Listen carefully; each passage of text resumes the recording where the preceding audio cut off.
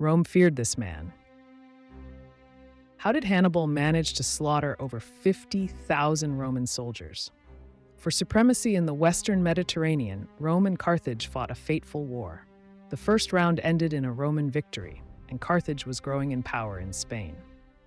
And Hannibal attacked and captured Saguntum, a Roman ally city. In 218 BC, Hannibal crossed the Alps with about 50,000 soldiers and 37 elephants. Although he lost many troops along the way, he reached Italy and shocked Rome.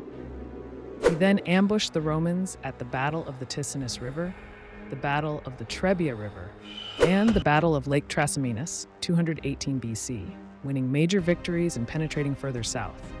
In 216 BC, a surprised Rome assembled and sent as large an army as it could, about 80,000 infantry and 6,000 cavalry. The Carthaginian army consisted of about 40,000 infantry and 10,000 cavalry.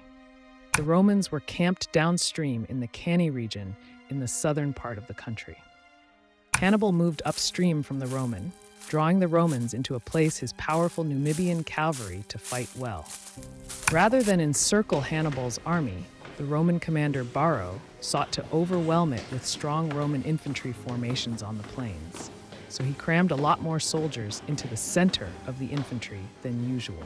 However, this strategy significantly reduced the mobility of the Roman army and its ability to react autonomously in close formation. They were like the roads on my way to work. If the enemy quickly surrounded them and attacked them from the flanks, panicked soldiers could wreak havoc.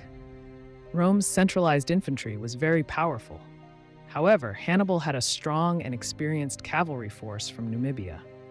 Hannibal thought he could win if he drew deep into the enemy's center and let his cavalry encircle them from the rear and flanks. The Romans wanted to crush Hannibal's central line with their strong central infantry, so they moved forward strongly from the start to pressure the Carthaginian line. The cavalry on both sides only needed to buy time against the other's cavalry until a strong center could break the Carthaginian main body. However, Hannibal's very strong cavalry quickly overwhelmed the Roman cavalry. As the Roman central army moved forward fast, the powerful Carthaginian infantry on either side waited and began to attack the Roman central army on the flanks. The Roman center was already narrow because of their sheer numbers, but being surrounded made it even narrower, and they were trapped. Of the two Roman commanders, one was killed and the other fled, leaving them without a commander.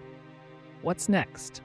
The Roman soldiers, over 50,000, were simply trapped and unilaterally slaughtered. The Roman legions were supposed to be mobile, with each column advancing and retreating in a dense formation. But by ignoring the gaps between the columns, the result was the worst possible confusion in a besieged situation. Hannibal clearly understood this and implemented the siege strategy. The Roman legions suffered more than 80,000 casualties, while the Carthaginians lost only about 5,000. Shocked, Rome avoided direct confrontation with Hannibal, cutting off his supply lines and settling for a protracted battle. The Battle of Cannae is a classic encirclement strategy that has had a profound impact on later strategists.